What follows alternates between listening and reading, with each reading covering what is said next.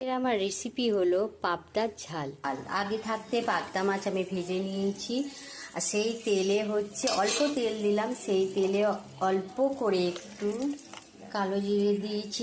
অল্প তেলে কালো জিরে দিলাম। তো আমার মশলাটা করা হয়ে গেছে। আগে থাকতে আমি মশলাটাও করে নিয়েছি।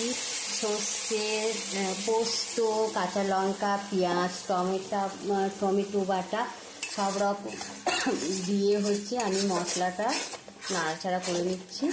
সিম্পল একদম আমি করি, খুব রিচ করি না, কেননা তোমাদের দাদা ভাই রিচটা একদম খায় না, অসুস্থ লোক।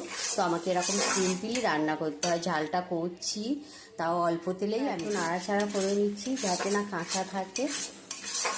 এবার একটু হলুদ গুঁড়ো দেবো, আছে লঙ্কা গুঁড়ো দেবো অল্প করে, স্বাদ মতো নুন দেবো, নুন দিলাম, একটু নাড়াচাড়া করে নিলাম।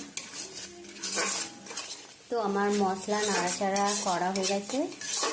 তো আমি সবসময়ই অল্প তেলে করার চেষ্টা করি, কেননা আমরা খাই, দাদাভাইও খাই। তো দাদাভাই একটু বেশি তেল দিয়ে করা যায় না। তো মশলাটা পাত্রটা ভালো করে দিয়ে সেই জলটা আমি দিয়ে দিলাম। মশলার জলটা ফুটে গেছে, এবারে মাছটা ঢেলে দিলাম।